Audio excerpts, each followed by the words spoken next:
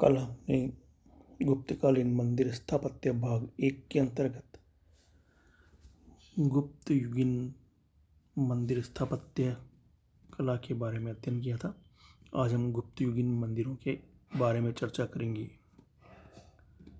मौर्यों के पश्चात महान गुप्तों का युग निस्संदेह भारतीय राष्ट्र के इतिहास में नवजागरण, नवनिर्माण और नवोत्कर्ष का द्वितीय महान सृजनात्मक युग था। गुप्त युग के राजप्रसाद अथवा भवनों के कोई अवशेष हमें उपलब्ध नहीं हुए हैं, लेकिन कुमारगुप्त प्रथम के बिलसाड लेख में स्वामी महासेन के मंदिर के वर्णन से स्पष्ट होता है कि देव प्रासाद अत्यंत भव्य और विशाल होते थे। मंदिर के मुख्य भवन के साथ मुनियों अथवा साधुओं का निवास गृह, गुणवर भवन और धर्म सत्र आदि भवन भी संयुक्त होते थे। मंदिर में प्रवेश के लिए मुख्य द्वार अथवा प्रतोली बनी होती थी, जिसमें स्वर्ण सोपान जैसी सीढ़ियां लगी होती थी, जो कौबेर छंद सदृश तथा स्फटिक व मणियों की शुभ्र द्युति से आभासित थी। गुप्तकालीन मंदिरों की भव्यता व विशालता का अनुमान हम स्कंदगुप्त के जूनागढ़ लेख में भगवान चक्रभृत विष्णु के मंदिर के विवरण से भी कर सकते हैं। उक्त लेखानुसार चक्रभृत के मंदिर के निर्माण पर पर्याप्त धन और समय व्यक्त किया गया होगा। उच्चयत पहाड़ी पर स्थित यह चूड़ारत मंदिर पहाड़ पर उत्थित हुआ प्रतीत होता था और उसकी भव्यता ऐसी प्रतीत होती थी मानो नगर के मस्तक पर अपना प्रभुत्व प्रकट कर रहा हो। गुप्त युग के कुछ मंदिरों के जो अवशेष मिले हैं, उनसे उस समय की वास्तुकला का अनुमान किया जा सकता है। सन 320 ईस्वी और 550 ईस्वी के मध्य निर्मित गुप्तकालीन मंदिरों में भूमरा का शिव मंदिर, नचना कुठार का पार्वती मंदिर और तिगवा का विष्णु मंदिर मुख्य हैं। सन 551 ईस्वी और 605 ईस्वी के बीच बने गुप्त और गुप्तोत्तर मंदिरों में देवगढ़ का दशावतार मंदिर, भितरगांव का मंदिर आते हैं। भूमरा का मंदिर।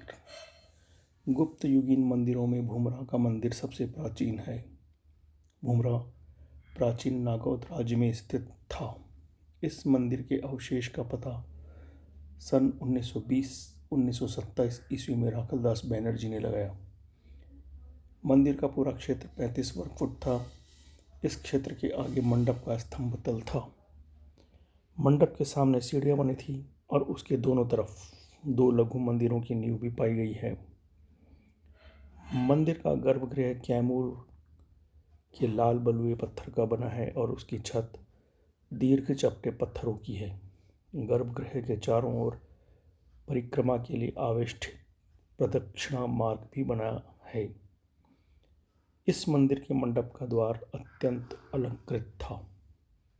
मंडप की छत को सहारा देने के लिए सुंदर सूंड की आकृति वाले स्तंभ बने हैं।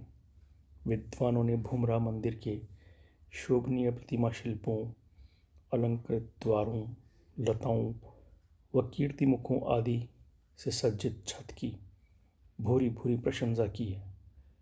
उसकी चैत्य खिड़कियों पर बने गणेश, ब्रह्मा, यम, कुबेर, कार्तिकेय, नटराज, शिव, सूर्य, कामदेव और महिषमर्दिनी देवी की मूर्तियों का प्रतिमाकरण बहुत सुंदर हुआ है। मंदिर के गर्भगृह में एक मुख्य शिवलिंग की मूर्ति स्थापित है, जो मूर्ति कला का एक अत्यंत सुंदर उदाहरण है। मंदिर के द्वार स्तंभ के दाईं ओर गंगा और बाईं ओर यमुना की मूर्तियां हैं। नचना कुठार के पार्वती मंदिर। मंदिर का स्थापत्य भूमरा के जैसा ही है, लेकिन नचना कुठार का मंदिर भूमरा की तरह सुअलंकृत व सज्जित नहीं है। भूमरा मंदिर का प्रदक्षिणा मार्ग और मंडप विनष्ट अवस्था में मिले हैं, किंतु नचना कुठार के मंदिर का भवन अधिक सुरक्षित अवस्था में मिला था। तिगवा का मंदिर। जबलपुर जिले के तिगवा नामक स्थान में स्थित तिगवा मंदिर का वास्तुशिल्प गुप्त युगीन मंदिरों जैसा है। यह एक ऊंचे टीले पर स्थित है। इस मंदिर के स्तंभों के प्रकार और द्वार की बनावट तथा सजावट को देखते हुए सामान्यतः विद्वानों ने उसे गुप्त युगीन वास्तुकला के उत्कृष्ट नमूनों में स्थान दिया है। तिगवा मंदिर के द्वार की ऊपरी सज्जा में एक और कच्छप वाहिनी यमुना और दूसरी तरफ मकर वाहिनी गंगा प्रतिमाकृत है। द्वार स्तंभों पर गंगा यमुना के प्रतिमाकरण का प्रकार परवर्ती गुप्त युगीन मंदिरों में अधिक देखने को मिलता है। इस टीले पर दो मंदिर हैं। एक की छत चपटी है और दूसरे की छत पर शिखर है। चपटी छत वाला मंदिर अधिक पुराना है। यह 5वीं सदी के शुरू में बना था। इसकी चौखट पर कारीगरी तो बहुत ही सुंदर है। देवगढ़ का दशावतार मंदिर। यह मंदिर झांसी जिले में मिला है। ईंटों का बना यह मंदिर प्रकार और बनावट में गुप्त युगीन मंदिरों के जैसा है। इस मंदिर के चारों ओर आवेष्टित प्रदक्षिणा मार्ग बना था और इसके गर्भगृह में प्रवेश के लिए 4 द्वार थे। मुख्य मंदिर के 4 कोनों में 4 छोटे मंडप भी बने थे। इसके प्रस्तर स्तंभ कलात्मक ढंग से विभूषित और द्वार के चौखट की सज्जा बहुत आकर्षक है। अनंतशाही विष्णु की मूर्ति यहीं पर विद्यमान है। इस मंदिर की सबसे मुख्य विशेषता इसके गर्भगृह के ऊपर शिखर का होना है। भारत के आधुनिक मंदिरों के ऊपर शिखर अवश्य होता है, किंतु गुप्त काल में शुरू में जो मंदिर बने थे उनकी छत चपटी होती थी और ऊपर शिखर नहीं होता था। संभवतः शिखर शैली के मंदिरों का प्रचलन इसी समय से प्रारंभ होता है। डॉक्टर जायसवाल के अनुसार